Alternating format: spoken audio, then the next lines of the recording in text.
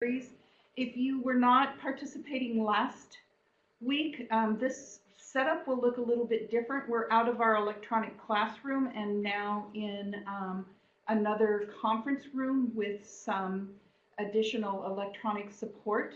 Seemed to work okay last time, so hopefully we'll move forward without any problems today as well. Just a couple of housekeeping things.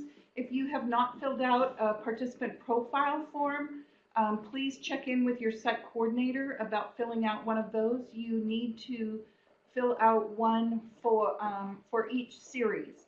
So you don't need to fill it out for each lecture, but just each series.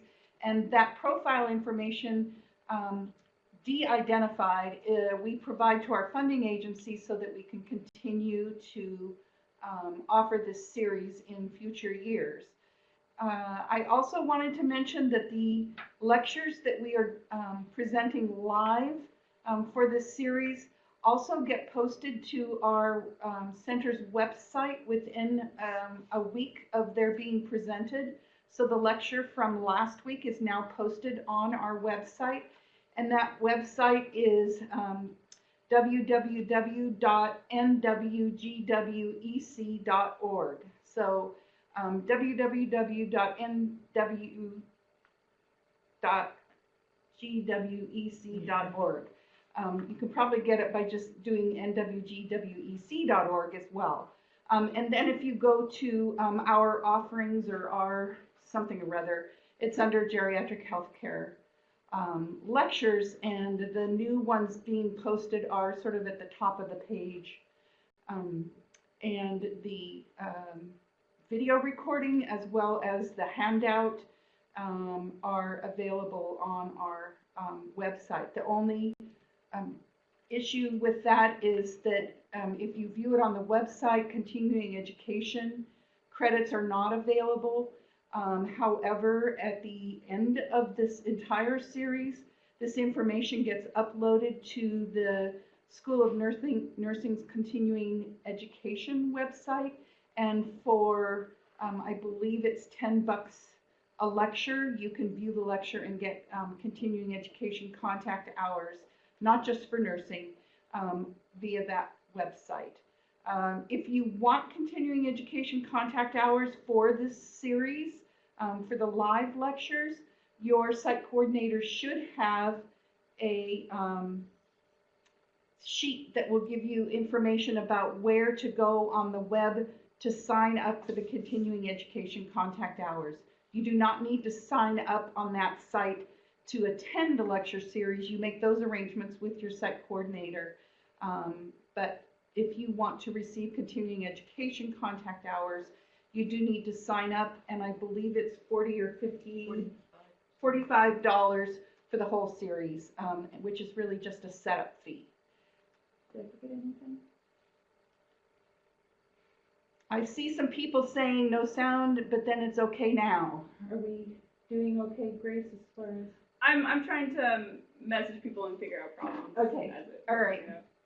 So actually, this week you're going to hear from me. Sorry about that. Some more.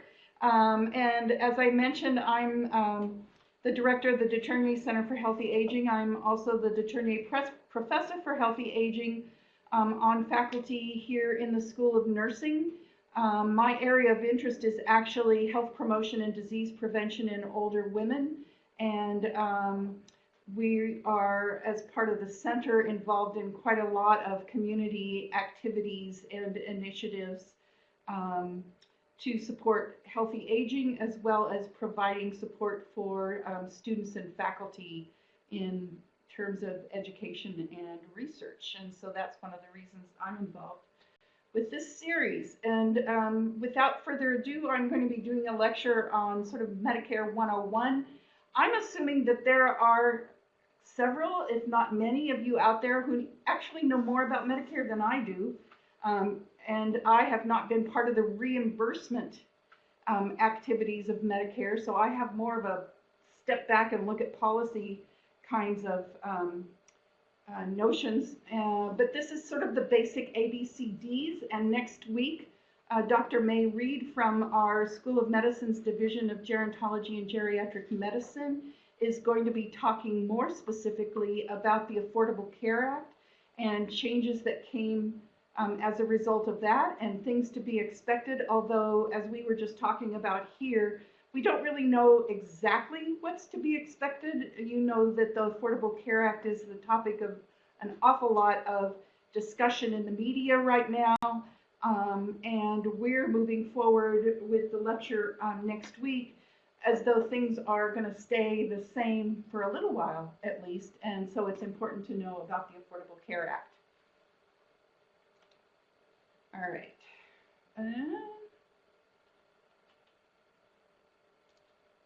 Okay, so the objectives here are to list at least 3 healthcare financing systems for older adults in the United States, Medicare being one of them, and then to define the 4 parts of Medicare because there's a part A, B, C, and D, and then to describe Medicare reimbursement for primary care, hospital, home, hospice, and skilled nursing care of older adults.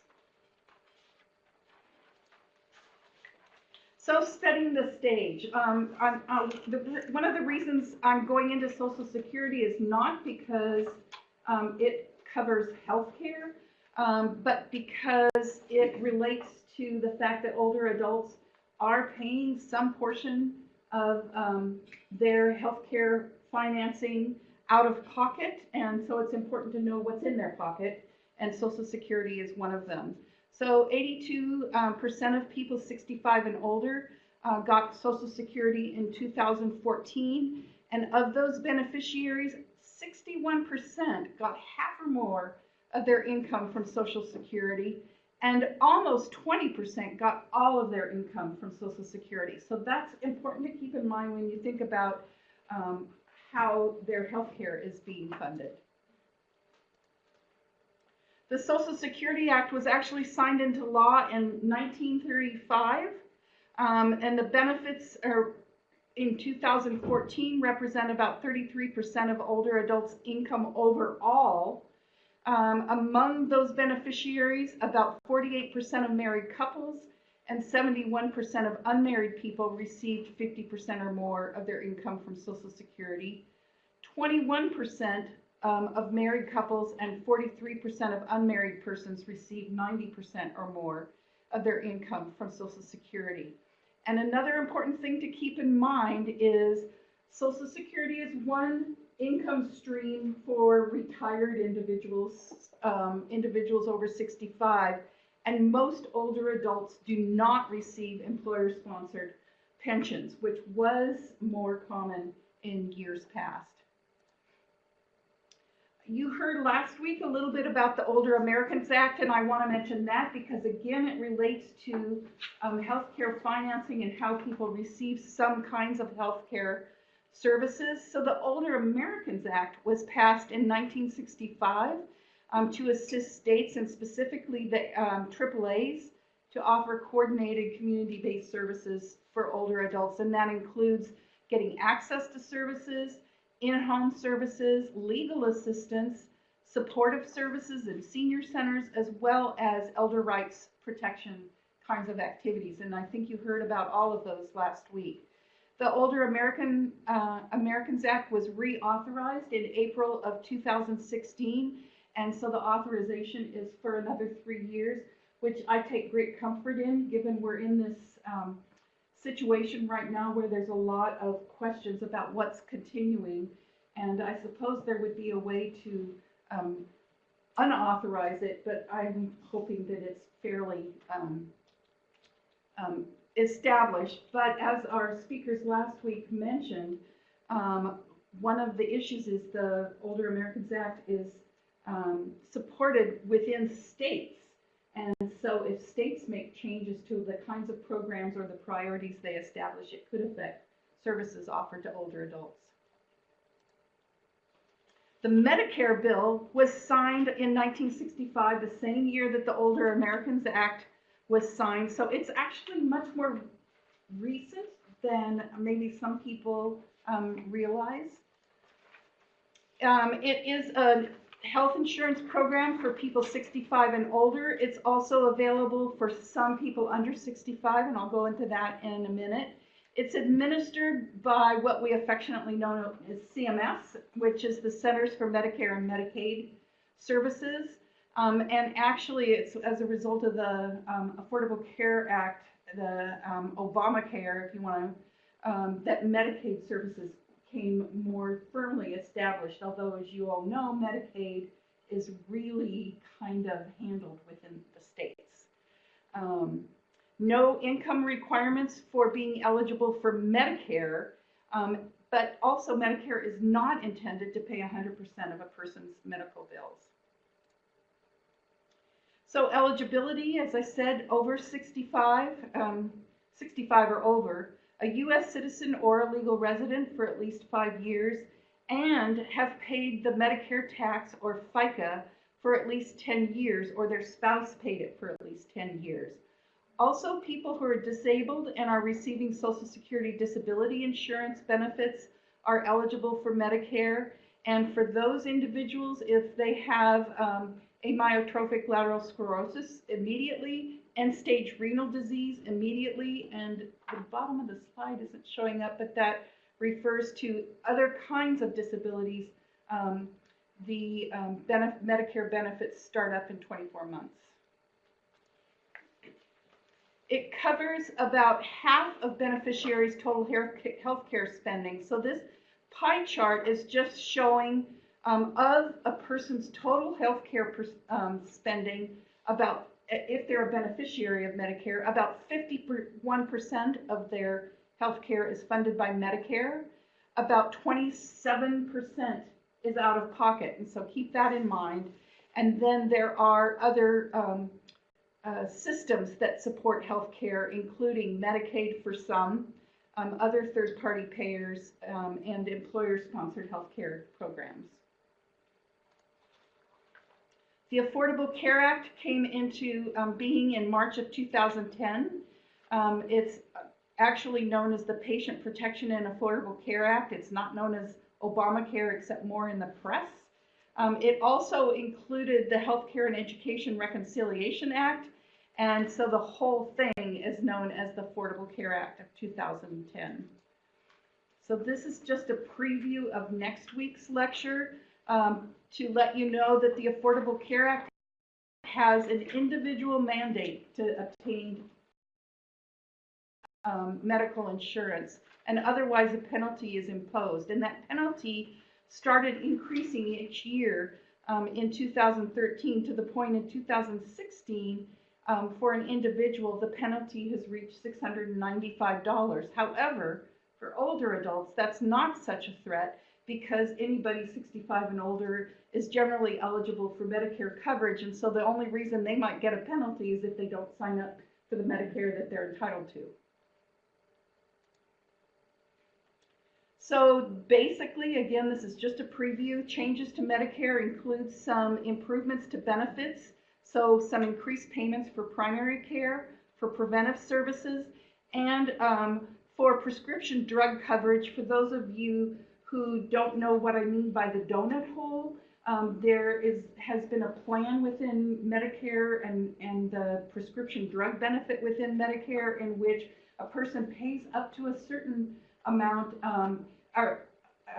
and that's covered by Medicare, and once they hit that amount, they are no longer getting reimbursed, and instead they are having to pay for their prescription drugs up until a certain point, and then what's known as catastrophic care pitches in, and then they start getting covered again, which ended up resulting in a lot of older adults getting medications for the first part of each calendar year and then not getting them anymore. I keep looking over here, and I know you guys are out there, so I apologize. The Affordable Care Act was set up in part, or included a feature to reduce that donut hole and eventually to get rid of it entirely, such that by 2020, there will be no longer a donut hole, and a person will just pay 25% of all their prescription drugs. Some other benefits improvements are that Medicare reductions that might come into being are not allowed to ration care, to reduce or change benefits or eligibility, or to increase copays or premiums. And there was some savings built in to reduce payments, Medicare payments to Medicare Advantage plans, hospitals, and other medical providers, not physicians. And again, that's just the preview. So you'll come back next week. Also, the Affordable Care Act has some services and support for community-based care. It strengthens the emphasis by giving states some options to expand programs for Medicaid enrollees, and many of you probably know that not all states went forward with this Medicaid expansion. There are some limited federal matching incentives for states to expand Medicaid and for long-term services and support. It doesn't set a minimum access standard, so there's wide variations across the states about what's covered. It also included the Hospital Readmission Reduction Act, an effort to try to reduce early readmissions back to the hospital, and to encourage community-based care transitions program to improve not only the quality of care transitions, but reduce hospital readmissions. So, with all of that as a sort of background, I just want to show you what has been found since the Affordable Care Act was initiated and what's projected. Again, we don't know what's going to happen after this year, but at this point in time, with all of those changes, the projected Medicare spending before the Affordable Care Act was much higher than what's projected in terms of spending after the Affordable Care Act. And for those of us like me who are venturing into age 65, that promise that Medicare is going to be solvent is very important. So there's 4 parts. This is the building blocks of Medicare. A Part A, which is the hospital insurance. Part B is medical insurance for other kinds of non-hospital things. Then Part C is the Medicare Advantage plan, which essentially encompasses Part A and Part B, and sometimes Part D, which is the prescription drug coverage. So that's the A, B, C, and D. However, as you'll learn, a person who has Part C really doesn't have Part A and Part B in the traditional original Medicare. They're getting it through their Medicare Advantage plan. So Part A is the part that's funded by payroll tax or FICA. It includes inpatient hospital care as well as up to 100 days of skilled nursing facility care, as long as there is a hospital admission preceding that. It also includes hospice care, and there is some limited post-acute inpatient rehab, home health, or other services. Part B is financed by premiums and general revenues that come into the Medicare. So Part B covers physician and nurse practitioner services, outpatient hospital care, preventive services, mental health services, home health, x-rays, other diagnostic procedures, and durable medical equipment, a key issue for a lot of older adults who are receiving home-based oxygen therapy and that sort of thing. Oh, where did that come from? Oh, I forgot. So what Medicare Part D does not cover, this is something that I always talk with our undergraduate nursing students about, because these are services that are so key for older adults, and yet Medicare Part B doesn't cover it, nor does Part A.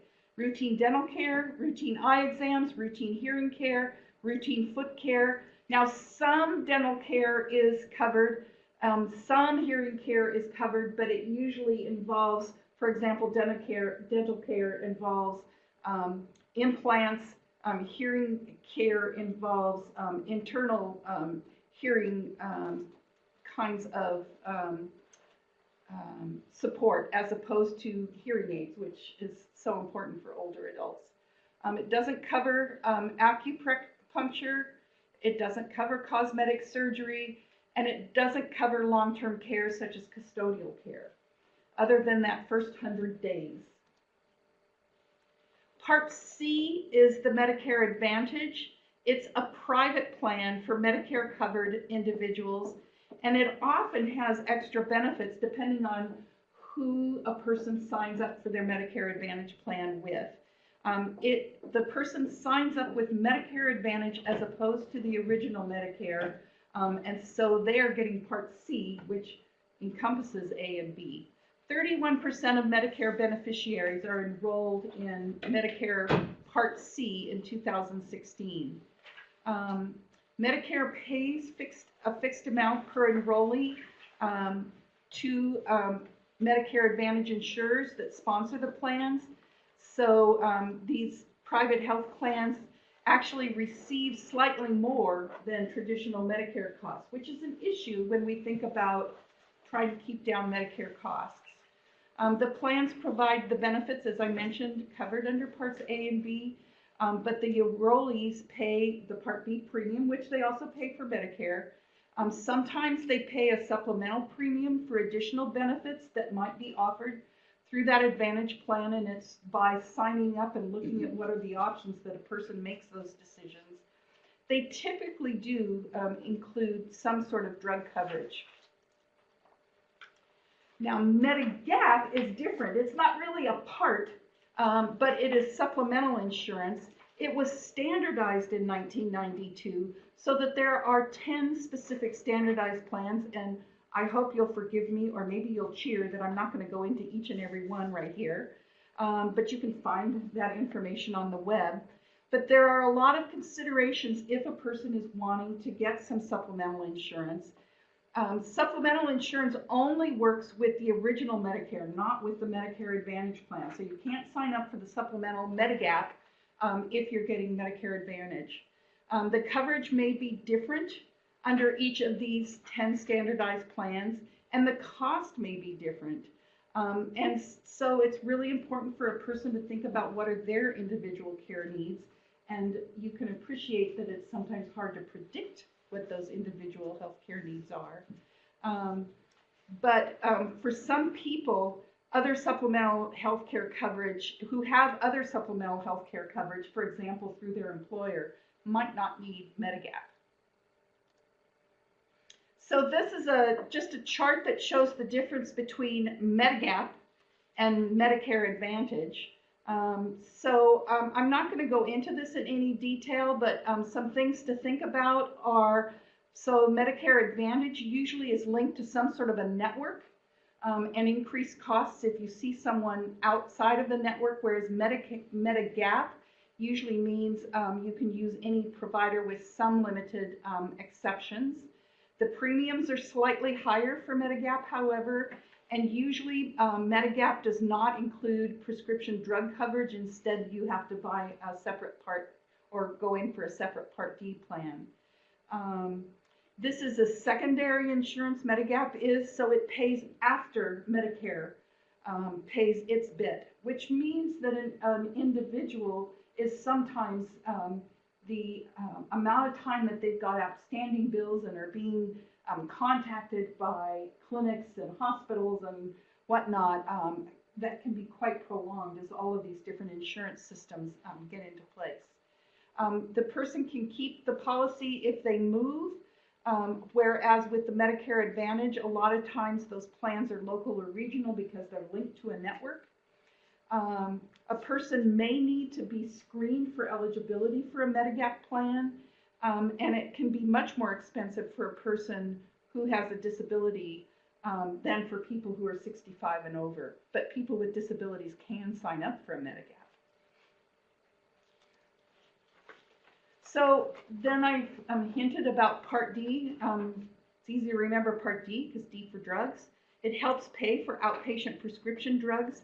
The benefits are provided by private plans that then contract with Medicare. And there's generally two types of plans, standalone plans, as well as plans that are linked through that Part C or Medicare Advantage. The Part D is funded by premiums, by general revenues, and by state payments. And if a person is in that donut hole, there are sometimes extraordinary help for some beneficiaries. And as I mentioned, the catastrophic care does kick in, but a person has to have paid, it's like upwards of $4,000 or something before it does kick in. I remember I was giving a talk about this one time, this was several years ago, so I was talking to my mom about what I was doing for this talk, and I said, have you ever had to deal with the donut hole? She goes, Barbara, I'm in the donut hole right now. They're very aware of it. So the Prescription Drug Improvement and Modernization Act came into being in 2003. It was the largest expansion in Medicare's relatively short history, if you think about that, because Medicare started in 1965. The voluntary benefit became effective in 2006. So some things to think about is each Part D offerer or plan has to be approved, their formulary or the drugs that they cover has to be approved by the FDA. The drugs have to be sold and bought and used in the United States, and you know that's an issue because there are a lot of people who have felt that prescription drugs in the United States are much more expensive and are looking to Canada or Mexico for their medications, but Part D will not cover those. They need to be used for a medically accepted indication, which means the indications that are on the patient package inserts become even more important for Part D. Each plan has to cover at least 2 drugs in each category or class. However, an exception is these plans must cover substantially all antidepressants, antipsychotics, anticonvulsants, anti-cancer, immunosuppressants, and antiretroviral medications. There are subsidies for low-income beneficiaries, and a key negotiating issue when this Prescription Drug Improvement Act was instituted, as well as every time it gets examined, is that Medicare has no authority to negotiate prices, and that's an issue because that's important for the drug companies here in the United States to not have governmental regulation on their prices. So this is just, I thought this was an interesting chart. It comes from the Kaiser Family Foundation. And so it's just showing some common drugs that we might see older adults receiving and what percentage of Part D plans have it as a preferred tier versus non-preferred versus maybe it's not listed at all. So take a look, Nexium, 21% of the Part D plans that were examined for this don't cover Nexium. But 100% are covering Namenda or Memantine, which is for moderate to severe dementia. Cymbalta, 57% are in a non-preferred tier. Celebrex, 22%, it's not listed. I just think this is very interesting because it really tells you that a person needs to shop for their Medicare Part D plan. And as you probably know, the formularies can change from year to year, and a person cannot necessarily predict from one year to the next whether they're going to need some of these drugs. So this is the amount of Part D, past and projected Part D premiums and deductibles.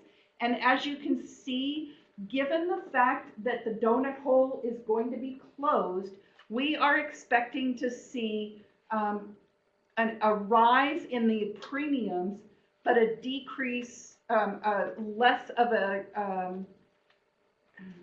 how should I say this?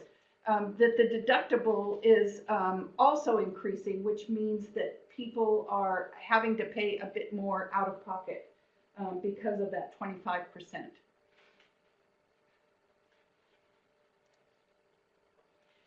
So this is kind of an overview of Medicare coverage choices. So a person initially needs to make a decision about whether they're going to get the original, traditional Part A, Part B Medicare, or whether they're going to go for a Medicare Advantage plan. And if they go with the original, then they have Part A and Part B, and they can also make a decision to add supplemental insurance or Medigap, and they need to choose their Part D prescription drug plan. If they go with the Medicare Advantage plan, it usually includes Part D, but some of them would make a choice, and part of making a decision about which Medicare Advantage plan might include which Part D is linked to that plan, so that a person can see how much flexibility there's going to be with the medications that they are currently on, as well as what they might need in the future. And I have to tell you, I was so relieved. Perhaps it's my own aging and cognitive decline, but I've been thinking for the last sort of 4 or 5 months that I was going to have to sign up for Medicare this year, and I was so relieved to realize, no, it's next year, not this year. So for somebody who sometimes does presentations on Medicare, the fact that I'm so scared about signing up kind of tells you what other older adults are, you know, thinking about as they know that they need to go forward.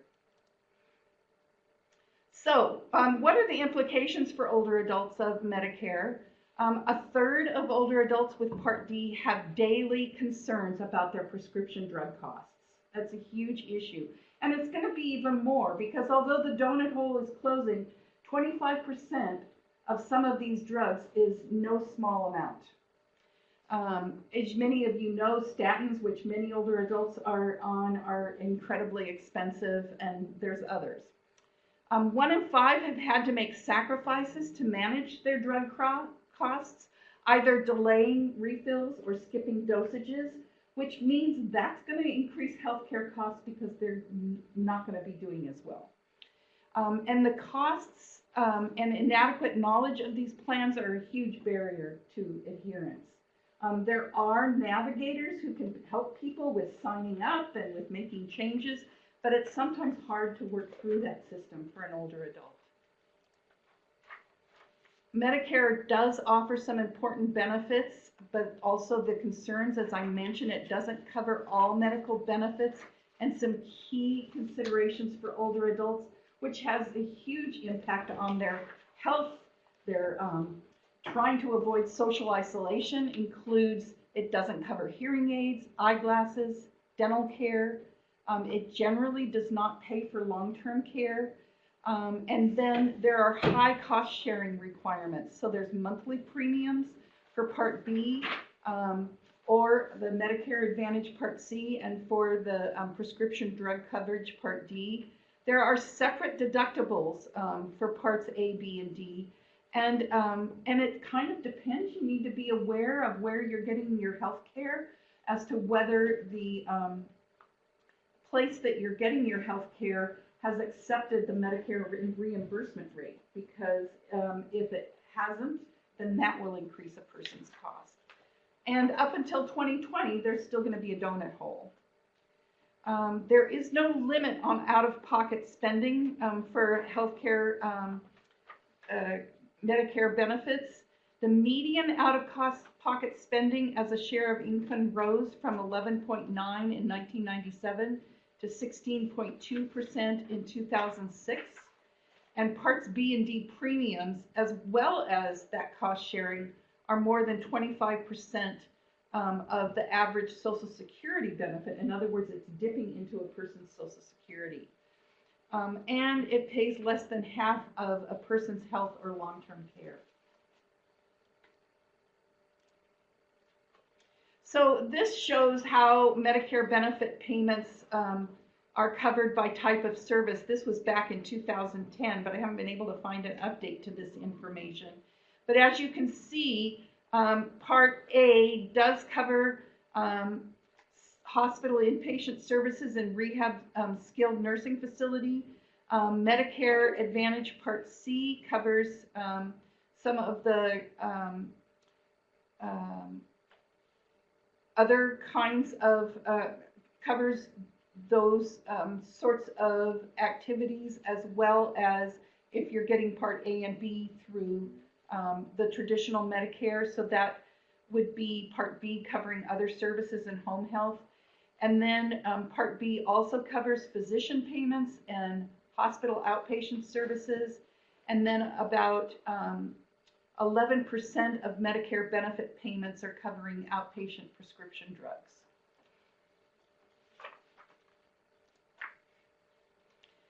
I want to mention Medicaid a little bit, even though it's not Medicare, but it is another one of those healthcare financing, and it can be very important for older adults. It's a federal and state health insurance program for people with limited income. So although there isn't an income requirement for Medicare, there is an income requirement for Medicaid. It also helps cover healthcare costs for certain people with disabilities. And if one has both Medicare and Medicaid, it essentially covers most healthcare costs, which is good. Medicaid is run by the states, and eligibility is determined by each state, as well as the priorities. Application processes and benefits can vary. And as you learned last week, the state offices' names can vary in terms of getting some of the Medicaid services through the AAAs. They're not all known as AAAs. At least that's not necessarily in their name. There are strings attached to many of these kinds of programs that are offered, lots of them sometimes. And the federal share can vary from 50 to 90%. So we talk about, and again, most of you know this, we talk about individuals being dually eligible. In other words, they're eligible for Medicare by virtue of their age or that they have an eligible disability, as well as they're eligible for Medicaid because of income. And so this just sort of shows you that overlap of dual eligibles. There's about 9 million in the country as of 2008. So what I'm going to do now is talk about what kinds of services are covered by what. So for primary care services, Medicare is the primary payer. For physicians, nurse practitioners, and clinical nurse specialists, it's a fee for service. It covers office visits, ambulance, emergency room care, visits in the home, the hospital, and the nursing home. It also covers some preventive services, immunization, mammography, prostate cancer screening, colorectal cancer screening, and glaucoma screening. And so here's a test. Which Medicare part covers this? B. I'm seeing Jennifer here mouthing B. Yeah. I also want to mention affordable care organizations, which became part of the Medicare system in 2012 via the Affordable Care Act. And that goal is to provide different types of providers and care organizations working together to deliver care so that high quality care is rewarded and that there is a better coordination of care and transitions of care from one kind of specialty to another. So the aims are improved care, improved health, as well as lower costs because they're sort of a part of the same basic organization. Okay, so hospital payments, Medicare is the primary payer for in-hospital care, as well as physician nurse practitioner services. But again, Part A is in-hospital, the services are Part B. And the prospective payment from Medicare is based on diagnosis-related groups. That's been since 1983. Most older adults carrying supplemental insurance are using much of that to address in-hospital care. Some older adults still require acute care services at the time of discharge. That's a huge issue. Whether and where they receive these services can influence their recovery, and so the bundling of this payment system and the development of affordable care organizations can help to address these kinds of issues as a person ends up needing ongoing acute care services. Home health payment, primary payer for that is also Medicare, but it's Part B. okay? There's some eligibility requirements for being eligible to receive home care. The person needs to be homebound. That needs to be identified and certain criteria met. And it's usually short-term. So it includes rehabilitation services, wound care, catheter care, patient and family teaching for injections or those kinds of things. It will cover visits from nurses, physical therapy, occupational therapy, home health aides, durable medical equipment, as well as physician and nurse practitioner benefits. But again, the person needs to be sort of certified as homebound. Long-term home health care is generally Medicaid covered, which means that if a person still has sort of a reasonable nest egg, they're not necessarily going to qualify for ongoing home health care after 3 months. It pays for eligible people, and the type and the amount varies from state to state. And if a person needs home health care and they're not Medicaid eligible, that's coming out of their pocket, or by informal care, which means family members and friends are providing that care. And you can imagine the impact that this has on older adults, because if they need home health care and they're paying out of pocket, it's likely that many of those individuals will qualify for Medicaid because they've spent their nest egg. Personal care services, housekeeping and that kind of thing, are generally not covered by Medicare, and it's usually covered by family, friends, volunteers, and paid caregivers, agencies, but not necessarily reimbursed. Freelance, so the coverage is long-term care insurance, Medicaid, or as I mentioned, patient and family. Assisted living facilities, and in different states they're called different things. I think most people nowadays know what we mean by assisted living, but some states call them board and care facilities. These are facilities that offer room and board, medication administration, limited personal care services, and some local scheduled transportation within the facility.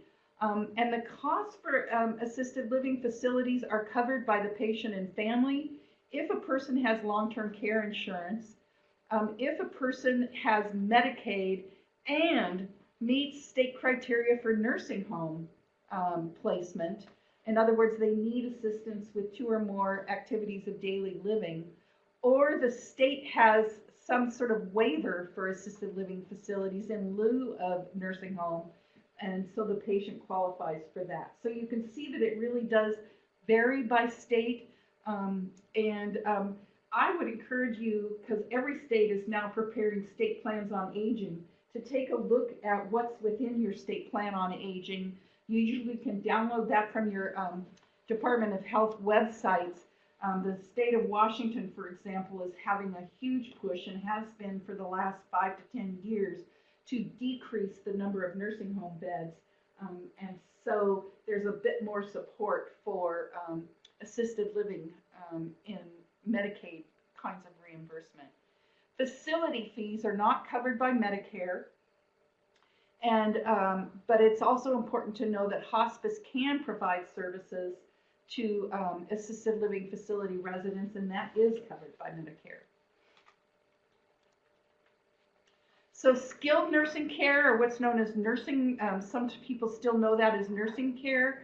Medicare will pay for the first 100 days if the person is medically unstable, but there needs to be some sort of sense that the person can benefit and participate in rehabilitation. In other words, a goal that they can improve as a result of that. Approximately 40% of skilled nursing care is paid out of pocket. Medicaid will pay for long-term skilled nursing care, and nationally that's about 45% of all nursing home care. Hospice, which is Medicare funded, can provide services in skilled nursing care facilities. So the Medicare hospice benefit is a Part A benefit. It does require 2 physicians to certify terminal illness with expected lifespan of 6 months or less, And we're going to be having, I believe it's the next lecture series, some discussion about palliative care and end-of-life care that will get into some of this. The patient elects hospice care instead of other Medicare benefits for their treatment of their terminal illness, and the patient is the person who chooses their Medicare certified hospice support. Medicare covered care for problems other than terminal illness are still covered in the within the structures of Medicare and Medicaid.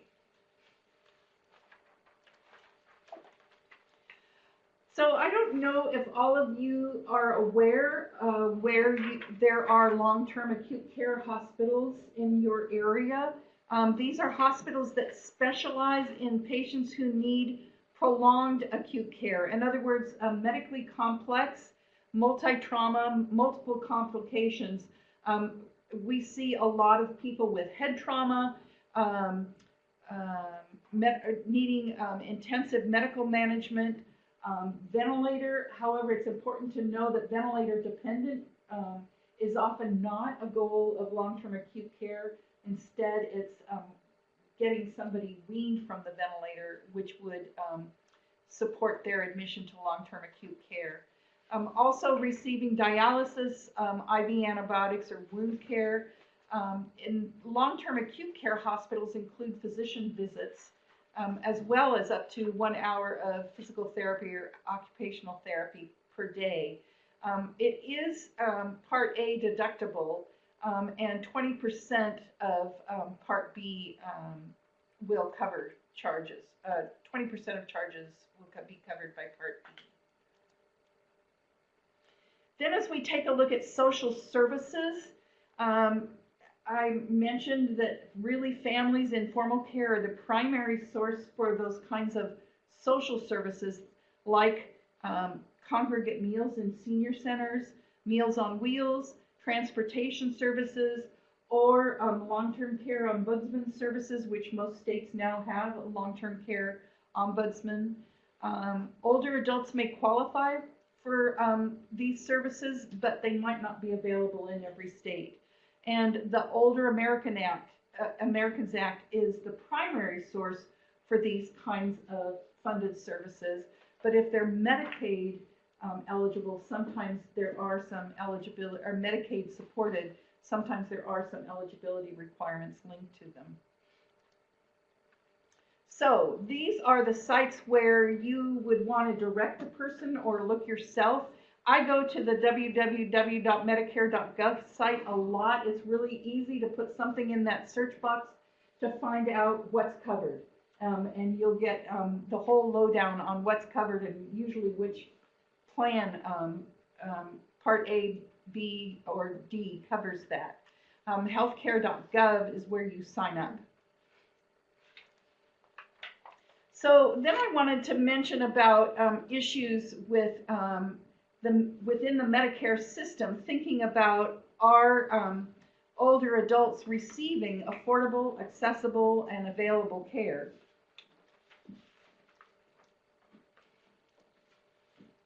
So this shows you how Medicare is covering populations that have diverse needs. So if we look at people who have an income less than 200% of the federal poverty level, its percentage of total Medicare populations is about 47%. About 45% of people with 3 or more chronic conditions are getting coverage by Medicare, those who have cognitive and mental impairment. But you notice that 29% of people who have cognitive or mental impairment are getting coverage. That leaves quite a large number who are not. So I think this is an interesting sort of chart to look at. So let's take a look also at the long-term, the one at the bottom, long-term care facility resident. Only 4% of the total Medicare population is receiving care as part of a long-term care facility. And then this kind of shows how supplemental coverage is found across racial ethnic groups. So focusing on the Medicare Advantage and the employer-sponsored coverage, we see that about 37% of the whites are receiving employer-sponsored supplemental coverage, and yet only 21 or 18% of blacks and Hispanics are. We see 42% of Hispanics are receiving Medicare Advantage plan, whereas only 22% of whites are. And about 30% of blacks are getting Medicaid, whereas only 11% of whites. So you can kind of see, taking a look at supplemental coverage, how it really varies by racial ethnic groups, and it gets you, I hope that you can appreciate that there are some affordability issues depending on racial ethnic groups. About 17% of people on Medicare live below the federal poverty level, and with the exception of Medicaid and Medicare reimbursed care, there's really no specific eligibility or access requirements in alternative living arrangement other than one's ability to pay. So when you think about somebody who's in an assisted living or an adult family home, unless they have ability to pay, their options for obtaining care in those settings is pretty limited. As far as access, the Institute of Medicine defines that as the timely use of personal health services and to achieve the best possible health outcomes. And inadequate insurance coverage is a huge barrier to access. So some good news is that Medicare beneficiaries have more positive experiences with access to care than do people who have employee covered plans, but access can still be limited depending on the individual who is seeking care. And if anybody has worked with patients or family members who are trying to find new health care, you know that their access to, for example, primary care sometimes can be pretty limited because there are quite a few care providers who are not taking on Medicare patients. So this looks at measures of access to care among Medicare beneficiaries, focusing on the source of supplemental coverage. And the main thing I wanted you to take a look at is how people were reporting. For example, in the last year, have you had any trouble getting health care that you wanted or needed? And that seems like that it's a fairly small percentage that they have been able to get health care that they wanted or needed. But in the last year, have you delayed seeking medical care because of worry about the cost? And take a look at people who have no supplemental coverage. That's 23% had delayed seeking medical care. And then, did you have any health problems or conditions about which you think you should have seen a doctor, but you did not? And you see quite a few people with Medicaid as well as who had no supplemental coverage compared to those who had employer-sponsored or Medicare Advantage or Medigap, thought that they needed care, but did not seek that from a doctor or other medical person. So this is kind of interesting. I apologize, it's focused on Washington State, but the main lesson here is that in 3 different cities, we see kind of 3 different structures to support healthcare in older adults. So in Aberdeen, there are 3.6 hospital beds per 1,000 residents, whereas in Seattle, there's only 1.6 hospital beds per 1,000 residents. And if you follow that down to see how much reimbursement per enrollee, you'll see that there's a lot more reimbursement in Aberdeen than there is, for example, in Seattle and Yakima. And in Yakima, one of the things to take a look at, given that the reimbursement is fairly similar to Seattle, that reimbursement is somewhat different because there are not a lot of primary care providers in Yakima compared to Seattle, and so more of that reimbursement is probably going into hospital or emergency room care as opposed to primary care.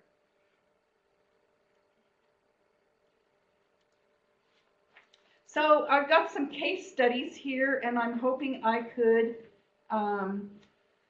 can keep track of the chat box as well. But here's a case study. An 86-year-old man was hospitalized because he fell and he fractured his right distal fibula about 2 days ago. He has a history of heart failure, moderate dementia, stage 3 chronic kidney disease, and a consultation with orthopedic surgery indicated 2 potential interventions. One would be surgery for open reduction and internal fixation, or immobilization in a hard cast. And with either option, he won't be able to bear weight for 4 weeks. He's enrolled in traditional Medicare Parts A and B, so no Part C, no Medicare Advantage, and he has a Part D policy. He has no other supplemental health insurance, and his wife needs help with caring for his basic needs, and she's feeling pretty financially overwhelmed.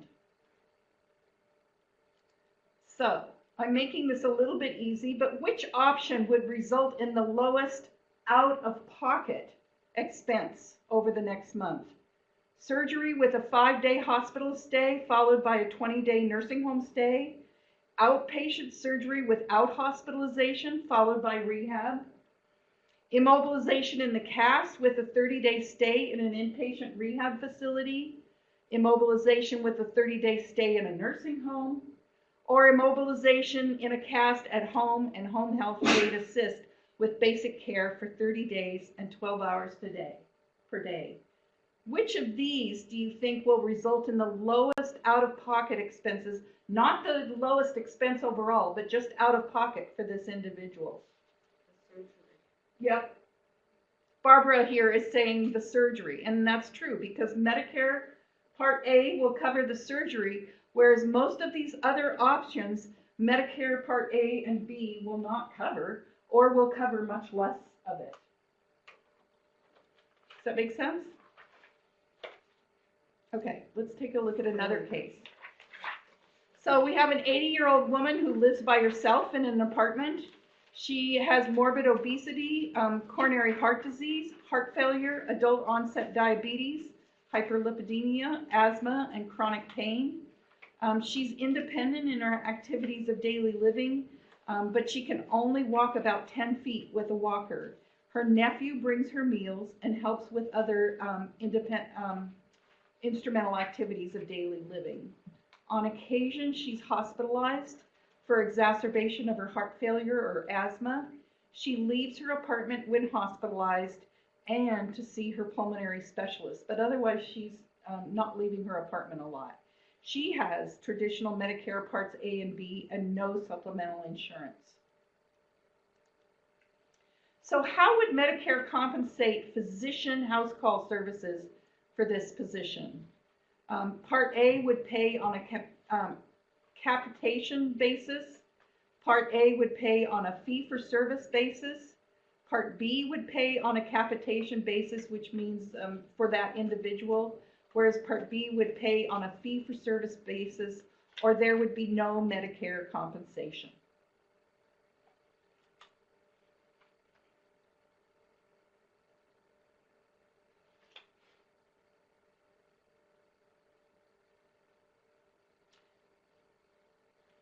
For case 1, the best answer was the surgery.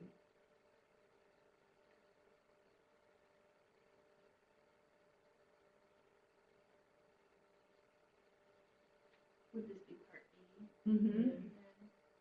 On a fee-for-service. On a fee-for-service basis. And this, so it would be Part B on a fee-for-service basis, but there would need to be clear documentation that this person is homebound. Okay, so here's one for a little bit of discussion. Sarah Vaughn is a widowed 73-year-old female living independently in her own home. She comes to a clinic because of progression of her COPD. She's a smoker, she has a history of hypertension, and she's now going to require oxygen for periods of exertion and has been prescribed a bronchodilator, now in a nebulized form instead of a metered dose inhaler. So, So for case 3, what are you thinking that she's going to need that Medicare is going to cover? Instruction on how to use the medication. She might get some coverage for instruction on use of the nebulizer, and that would probably be a Part B or a Medicaid kind of thing. When she goes to the clinic, she's gonna get reimbursed for a clinic visit. She will get reimbursed for a clinic visit.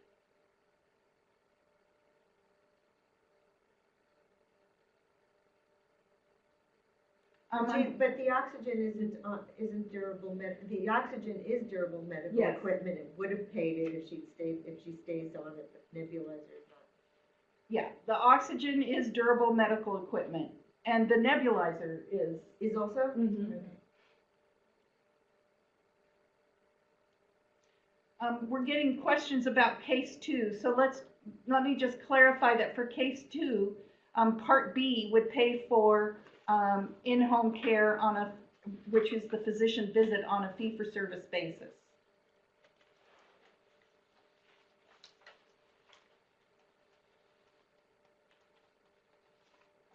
So here, I asked this question of my undergraduate nursing students. Another thing to think about as we launch into the Affordable Care Act discussion of next week is she's a smoker.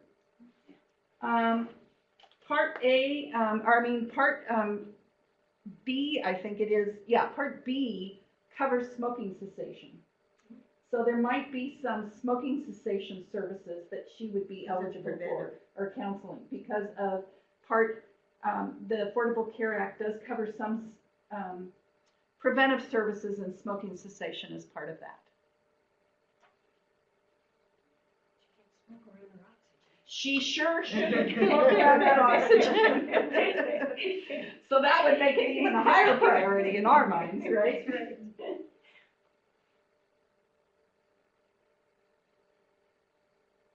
Okay, other thoughts about how to manage care for this woman? I would certainly put her in touch with the AAA in her area to see if there are other services that she might be able to get. For her medications, you'd certainly want to make sure that she has the Part D that covers her medications.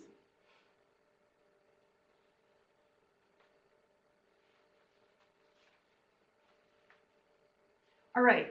Social services? Pardon? Maybe social services. Social Because services, they live yes. alone and she wants to go to some social services. Okay, so that's all I actually have to present. As I said, I'm trying not to venture too much into the Affordable Care Act, but it's very intimately woven into Medicare. I'm going to go back through here. Can I get to the chat box to see if there are questions? That might be too far.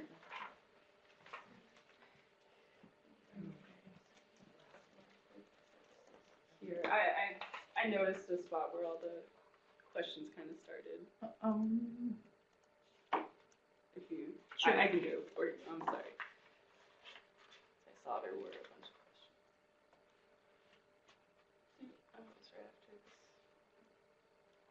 Okay, so this is the first question that was asked. So what about orphan drugs? Orphan drugs, if they're part of the formulary, are covered, or if they are specific drugs that have been authorized, although I don't know of many, maybe others do, orphan drugs, which are those drugs that target very rare conditions that are sort of mandated within Medicare Part D. So it sort of depends on the formulary. A lot of times people who are taking those kinds of medications know about it, and so they could choose a formulary. However, there may be some meds that almost no formularies cover because of that.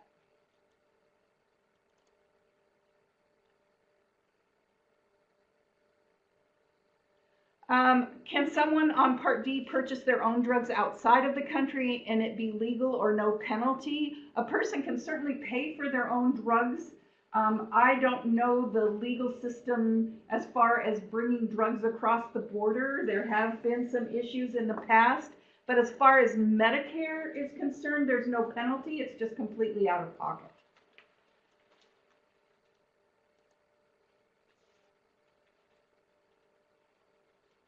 Is there any information about what the average Medicare patient pays per month on all three plans? Well, Medicare, it sort of depends if you're talking premiums versus healthcare costs.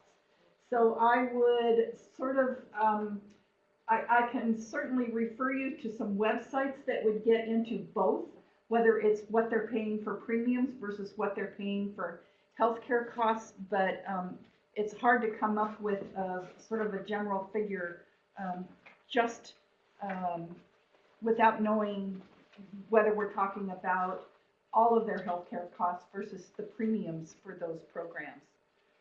So Cheyenne, if you want to send me an email and remind me, I can send that information out. Well, I wanted to say that I learned something is that you're not required to sign up for Medicare. Correct. And until particularly if you're still working, and but at age 70, I think you have to, and then there's a penalty if you haven't signed up by 70 or 72. Well, the issue is that there's a penalty because of the Affordable Care Act mandate if you're not signed up and you don't have any other kind of insurance. Yeah. Yeah. Yeah. But I think. But you can decide not to sign up for, at least in years past, you could decide not to sign up for Medicare. That's a fairly small percentage of the population. Right. But if you haven't signed up, say it's 75, you've never signed up. Well, I guess the affordable. Never mind that. It all links into the Affordable Care Act, you know. You need to enroll, but you don't need to have coverage, but you have to enroll at 65. Really? Yes. You have to go to Well, there's Medicare and enroll, penalties. but there's significant penalties. Yeah. If If you don't then subsequently enroll. Right. It's not there's a penalty if you never enroll. Right. It's a penalty if you subsequently enroll. Right. Yeah. But you just sign an affidavit, you have coverage elsewhere. Right? Through your work or through family members or something. Okay. Is there a difference in cost between Advantage and Original Medicare? The Advantage plans are slightly more expensive, but they also cover more things. So it kind of depends on what a person's healthcare needs are. Why do people with Medicaid get long-term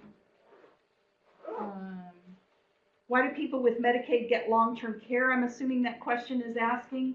And it's just that long-term care is very expensive. And so there's an assumption that people who have means have the ability to pay for that or have bought long-term care insurance. Having just admitted my father into long-term memory care a couple of months ago, we are all breathing a sigh of relief that he had long-term care insurance, which is covering his monthly expenses. But that's not always the case. Other questions here in the room? I have a question about the house promotions, like if we hold like a physical activities in the community for the people with dementia, what's that part belong? If this activity is held by some agency. So she's asking about something like community service that provides physical activity for people with dementia. Often that is through the sort of AAA Medicaid funded services or the Older Americans Act that covers that. And so it's not really a Medicare. Medicare won't cover that, and Medicare really doesn't cover physical activity counseling, although it covers some nutrition counseling. And I would assume physical activity might come as a part of that. But Medicare will cover that as far as Part B goes. But as far as the physical activity programs out in the community, that's generally more of a older Americans Act, AAA, senior center kind of service.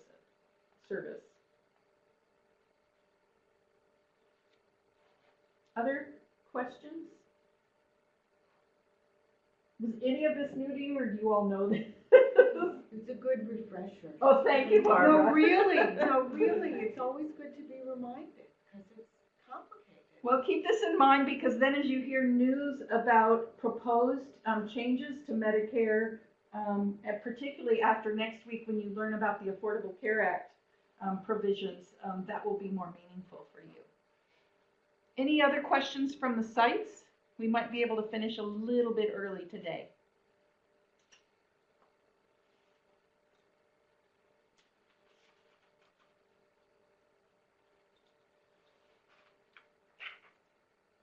All right, I guess I'm going to thank you very much for coming, and we will see you next week for Part B of the Medicare considerations. Thanks. Just to let you know, there are a few more questions down. Oh, there are? Yeah, if you scroll down. Okay, sorry. I guess we're going to But- continue for a few minutes. But yeah, just to let you know. So this person is saying long-term care acute hospitals are scarce in our area. One in Denver, one in Bismarck, and the others found were back east. And I should mention I had a daughter-in-law who went into long-term acute care, and there were only two in the Seattle area. So it's something to think about. I should emphasize we needed one that could provide dialysis, that's an issue, and one that can provide ventilator care, particularly if there's no hope of weaning from the ventilator, is an issue. For case one, what is the best care for someone versus what is the cheapest cost, and or both? Boy, Sally, that is certainly the key issue with that case one, in that the out-of-pocket expense for the individual is lowest, with what is really, in terms of healthcare costs, the most expensive option.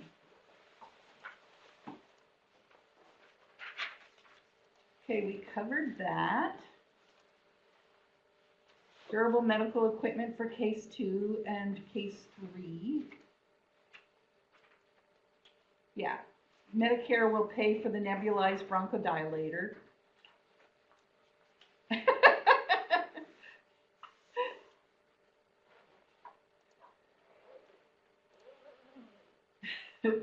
Thanks for saying that, Sally. Yeah, it is complicated, and it's complicated even for those of us in the know. I think some of those navigators who are really trained to help people through the process are critical.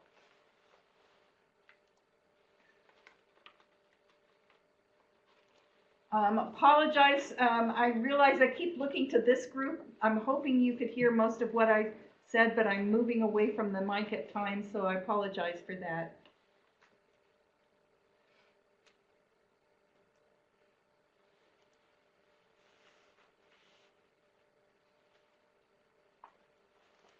Okay, these are suggestions for that case 3. Difference between capitation and fee for service means that a person is reimbursed for the services they offered versus a person is reimbursed based on the individual who's receiving the service. Homebound is someone who definitely needs help to get out and is not able to leave the home on their own, and is generally bound to the home without some extraordinary services. Not all hospice providers are Medicare certified.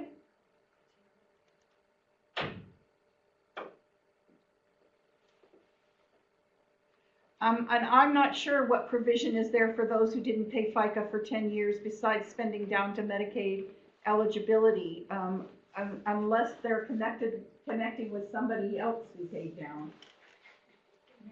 Yeah. So some HMOs are affordable care organizations, but not all, and not all affordable care organizations are HMOs. I don't know if that helps. Apology, it's sort of hard to do both the presentation and field these, so I apologize. I didn't do such a good job of that today.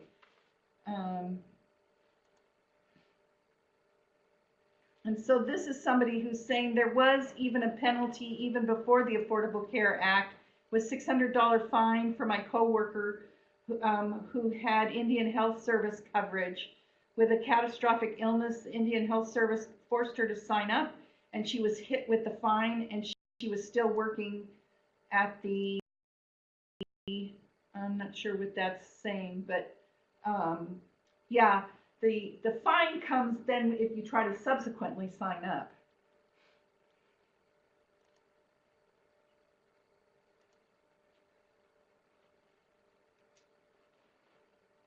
If you have other insurance and you don't sign up for Medicare, your insurance won't cover anything, just FYI.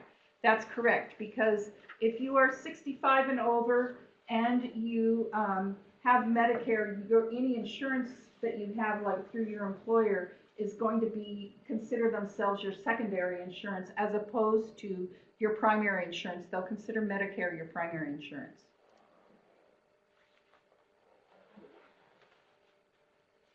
So Anchorage is saying Premier Blue Cross Blue Shield of Alaska came up with a plan to force doctors in network by only paying the Medicare rate to out-of-network providers. Is there a site we can check what the rates are for Alaska?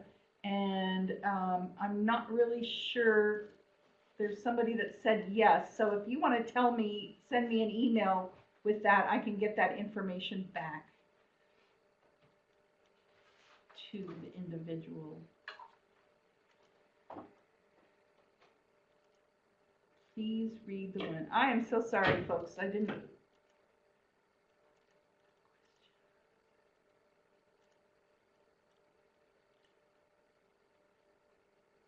So this person works in a long-term care rehab center and doesn't really understand Medicare coverage for hospice. Does it cover hospice in long-term care? It does cover hospice in long-term care as long as the hospice services are certified for Medicare coverage.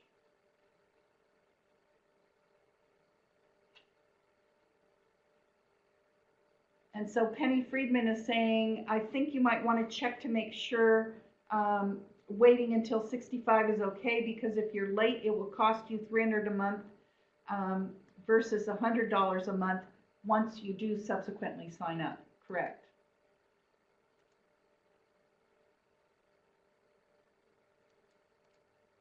Okay. Thank you for letting me know that, Grace. And I really apologize, everyone, that I didn't sort of click through some of these questions. If you have additional questions, please don't hesitate to email me at barbc@uw.edu, and I will see you next week. Thanks.